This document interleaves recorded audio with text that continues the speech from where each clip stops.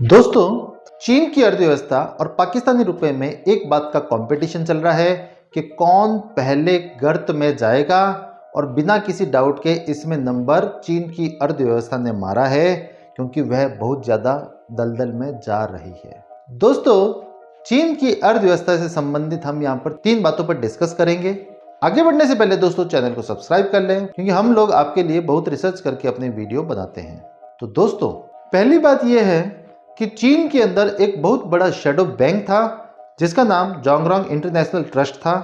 इस कंपनी के assets 137 billion dollar थे और ये कोई छोटी मोटी कंपनी नहीं थी। या ये कह सकते हैं कि इस कंपनी की एसेट्स 11 लाख करोड़ से भी ज्यादा थी। और ये जो शैडो बैंक था, इसको उन लोगों को पैसा वापस करने में इस कंपनी ने डिफॉल्ट किया है, इसलिए भविष्य में ये दिवालिया होने जा रही है। तो आप सबके मन में प्रश्न उठेगा कि इस कंपनी में आखिर समस्या क्या हुई।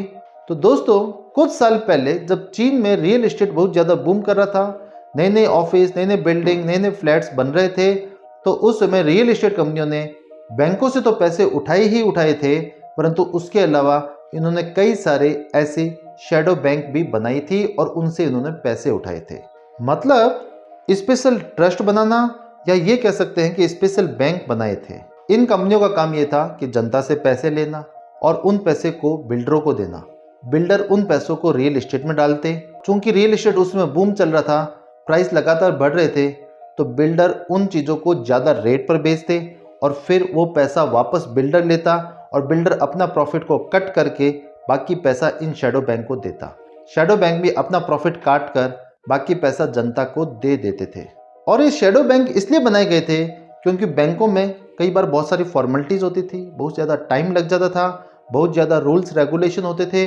तो इन सब चीज़ों से बचने के लिए इस प्रकार के शैडो बैंक बनाए गए। और इन शैडो बैंक ने जनता से ये वादा किया था कि हम आपके पैसों को डबल ट्रिपल करके वापस करेंगे। तो जनता ने अपने खून पसीने की कमाई को इन बैंकों में जमा कराया था। और इस कंपनी को कम्युनिस्ट पार्टी के नेताओं का भी सपोर्ट था। तो जनता को हमेशा ये लगता था कि हमें तो हमारे पैसे वापस मिलेंगे ही मिलेंगे। तो अभी 2023 में इस कंपनी को जब उन निवेशकों को पैसा वापस करना था, तो उन्होंने उसमें डिफॉल्ट कर दिया, क्योंकि इन शैडो बैंक ने अपना पैसा रियल एस्टेट में लगाया था। रियल एस्टेट मार्केट में बहुत प्रॉब्लम चल रही है और चीन में वैसे भी डिफ्लेशन आ चुका है, तो प्राइस लगातार घट रहे हैं। और जो बायर थे वो अब इन फ्लैट को, ऑफिस को नहीं ले रहे, क्योंकि उन्हें लगता है कि अगर हम इन्हें लेंगे और आने वाले समय में जब इनकी रेट कम हो जाएगी तो हमें नुकसान हो जाएगा। तो इस नुकसान से बचने के लिए वो खरीद ही नहीं रहे। तो जब जनता खरीदेगी ही नहीं तो रियल एस्टेट कंपनी के पास पैसा नहीं आएगा, और जब रियल एस्टेट कंपनी के पास ही पैसा नहीं आएगा तो वापस इन शैडो बैंक को पैसा नहीं मिलेगा। और जब इन शैडो बैंक के पास ही पैसा नहीं आएगा तो वापस वो निवेशकों को पैसा कैसे देंगे। और दोस्तों, बात यहीं तक खत्म नहीं होती। दूसरी महत्वपूर्ण खबर ये भी है कि चीन की रियल एस्टेट कंपनी, जो वर्ल्ड की प्रमुख रियल एस्टेट कंपनियों में से एक है, एवरग्रैंड कंपनी, वो अब दिवालिया होने जा रही है। आज से 2 साल पहले भी एवरग्रैंड कंपनी डिफॉल्ट होने वाली कंडीशन में आ चुकी थी और उस समय चीनी सरकार पर भी संकट के बादल मंडरा रहे थे। परंतु चीन की सरकार ने उस समय बिलियन ऑफ डॉलर इनको दिए और इनको लगातार डायलिसिस पर जिंदा रखा। परंतु चीनी सरकार के 1.5-2 साल के लगातार प्रयासों के बाद भी वह कंपनी वापस उभर नहीं पाई और फाइनली अब उसने दिवालिया होने के लिए अप्लाई कर दिया है। और इससे चीन की इकोनॉमी पर बहुत बड़ा प्रभाव पड़ेगा, क्योंकि चीन की सबसे बड़ी रियल एस्टेट कंपनी थी। और इस कंपनी के दिवालिया होने का अर्थ ये है कि भविष्य में चीन की अर्थव्यवस्था बिल्कुल खड्डे में जाने वाली है। और जब हालात बद से बदतर होते हैं तो चीज़ें और भी खराब होनी शुरू होती है। तो तीसरी बात यह है दोस्तों कि चीन की सरकार ने बेरोजगारी के आंकड़े जारी ही नहीं किए। आज से कुछ महीने पहले जब उन्होंने अनएम्प्लॉयमेंट के डाटा जारी किए थे तो वो 20% बता रहे थे। हालांकि जब चीन की सरकार खुद ऑफिशियली 20% बोलती है तो इसका अर्थ मान के चलिए उस समय भी ये डाटा 30% के आसपास थे। परंतु फिर भी अगर हम उन्हीं के डाटा पे विश्वास करें तो वो 20% आज से कुछ महीने पहले मान रहे थे।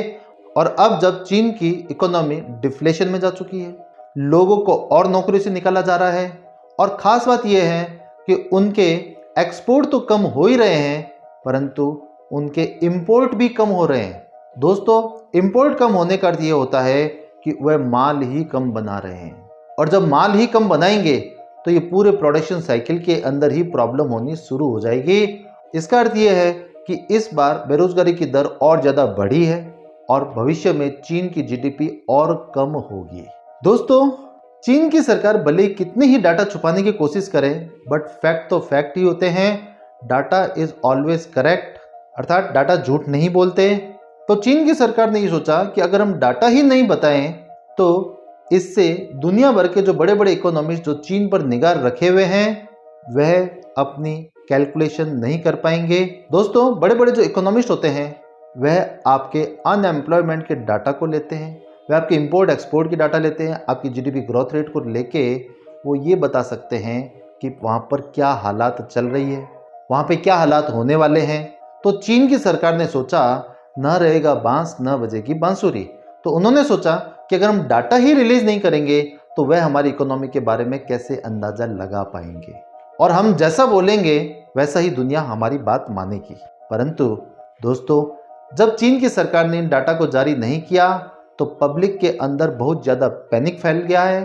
पब्लिक लगातार सोशल मीडिया पर अपनी सरकार के खिलाफ पोस्ट कर रही है और चीन की जनता को लगता है कि भविष्य में हमारे साथ और ज़्यादा बुरा होने वाला है। परंतु दोस्तों, चीन की सरकार का डाटा को छुपाना अपने आप में इस बात का प्रूफ है, दाल में कुछ काला नहीं है, पूरी दाल ही काली है।